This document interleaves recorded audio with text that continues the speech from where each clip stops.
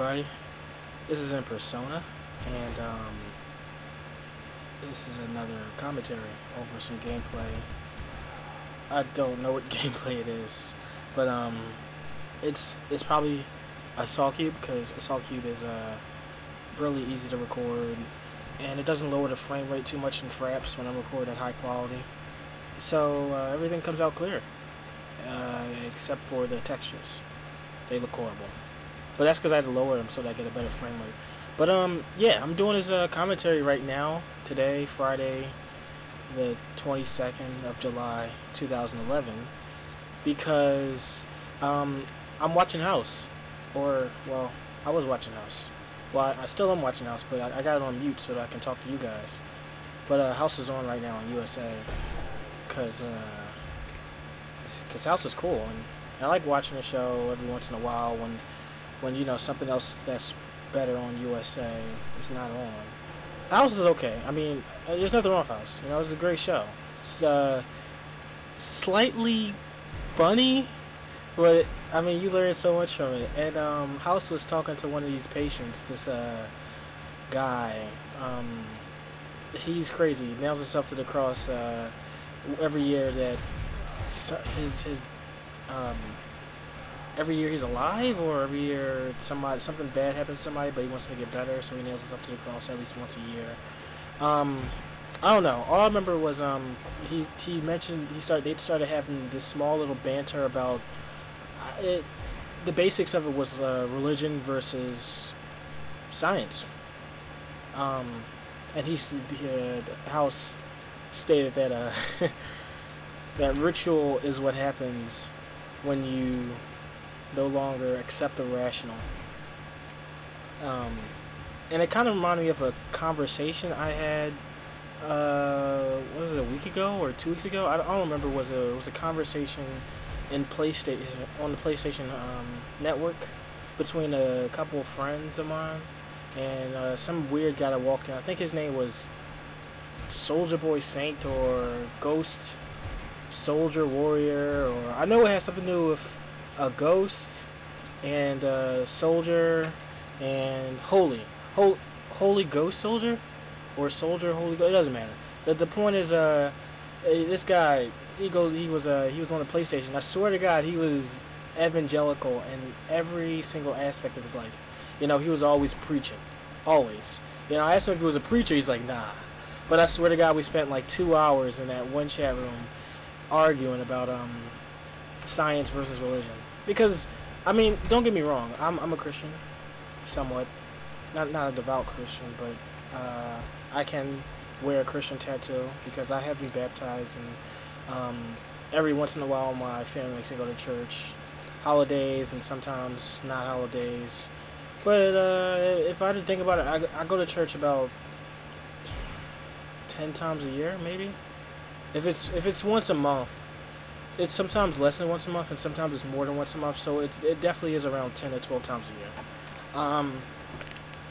This guy, man, he went on for like a whole hour preaching about how I like starting up arguments with people like that, because like people who believe in religion so much. I mean, maybe not religion, but like they think Christianity is the best. Like they fight for it so hard, you know.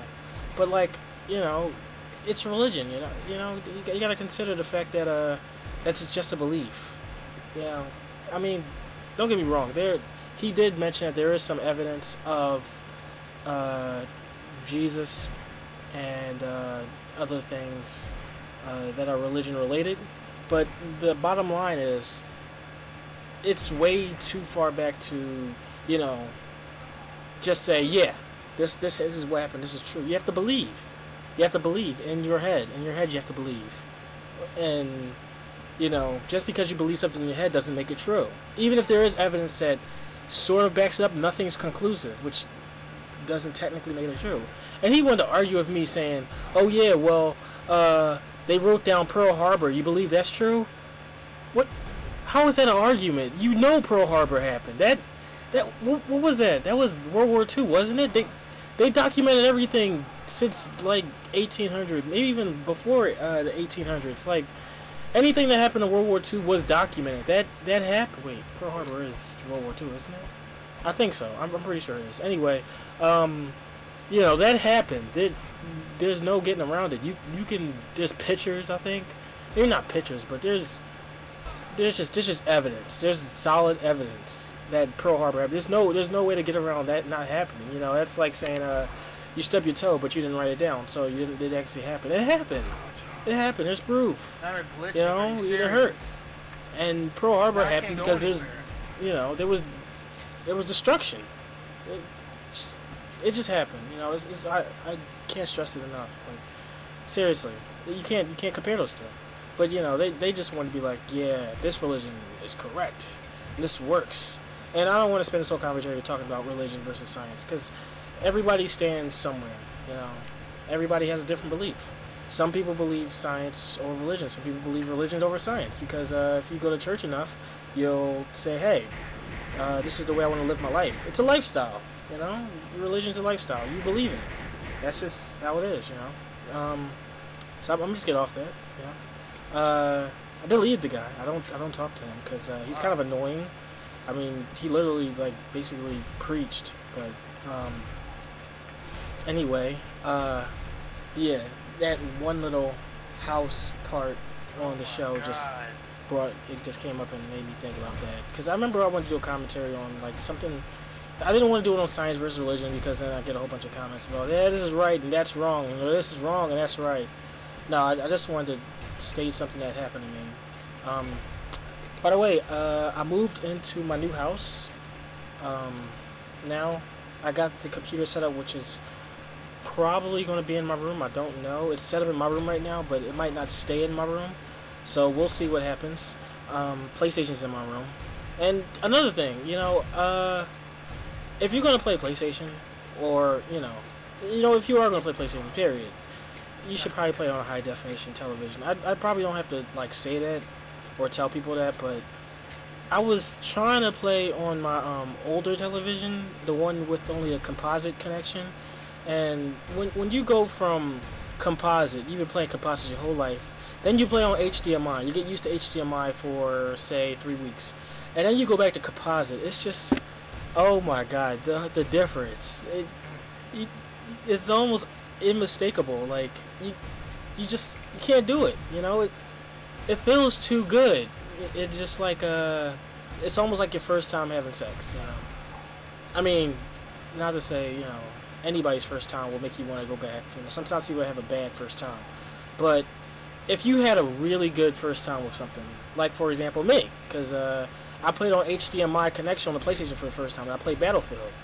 I was like, oh my god, just tacular. I can't go back to a composite connection, and I keep trying to get used to composite again, but it won't work. High definition just works. It's the best. And I hate making opinions or blatant opinions, but this is technically my page, so I'll do it if I want to. But yeah, high definition is the best. Nothing beats high definition. And if you're going to play PlayStation or any kind of gaming, you're probably going to want to go for high definition. If you can, try to go for high definition. Composite, I guess, is okay if you don't plan on getting too serious with your gaming. Like, if you're only playing story modes of games. But when I play online, high definition is the difference between a win and a loss. Like, for example, I remember I spawned into one game on Battlefield, and I was playing on the composite television connection or whatever. The one map, it was a light map. It had a lot of light, but like the dark sections were just so dark. I would have to throw a motion sensor just to see if anybody was in there, because it was just so dark. It just looks black. You can't see anything. You can't depict different shadows and different shades of dark. You can't depict any of that. And that's what makes high definition different from standard definition. I'm probably going to end up getting a new television, hopefully, for the PlayStation, specifically for the PlayStation, because I can't keep the computer and the PlayStation connected to the same monitor. That's counterproductive. But yeah. So if you're gonna play high definition, just do that. I mean, if you're gonna play composite, then don't get serious, because You don't want to use the composite. It sucks, really. Component connection will get you pretty close to HDMI, but HDMI is just top of the line. Nothing beats it. And I guess that's really all I wanted to talk about. A couple shout outs to my former clan members. I used to be in EYD, which I guess I didn't tell you guys. I technically left the clan, basically. I dropped my my co-leader tag, or co-leader status. I gave it off to Jester, or Devin, as most of you guys would know him, because he has a lot of ideas for the clan, and I think he'd make a good co-leader. And he's probably been waiting for it for a while. I don't know. All I know is I gotta focus on my work. I can't fail any classes this semester, and I gotta do the best I can this semester. This particular semester that I'm in right now, to do the best that I can. So I'm gonna do that. Also, I switched my major over to multimedia design and development. Yeah, MDD. That's what it's called. So it's particularly based around multimedia design. So making videos, making web pages, editing audio tracks, hopefully. Well, we'll see. I'm just hoping it leads that way, because I like making videos, obviously. And I like being creative. Electronic engineering didn't actually allow too much creativeness, if any at all, to be honest. I mean, I guess you can make little electronic things, but other than that, it wasn't that serious. But multimedia design is more creative. Not saying that I wanted to create a field. I wasn't that interested in electronic engineering, so I switched my major over to multimedia design and development, because I feel as if this might be my calling, or just might be more suited. All I know is I want to graduate with a degree. I need a degree. God, I suck at talking. So I'm gonna try this path for this year, or hopefully for the rest of these years, because I don't really have much of a chance left now. I can't keep switching majors like everybody else does, because when you switch majors, it's almost like you're starting over. And I think you gotta take either 2+ more years. If you already took all your major classes, that take about a year. So any classes after that would be like your classes for your major. So if you switch a major, you have to start over. So if I completed a year of all freshman classes, I didn't touch any of my major classes, and I'm supposed to graduate in 3 years. Since I got 2 years left, I switched my major over. I still have 2 years left.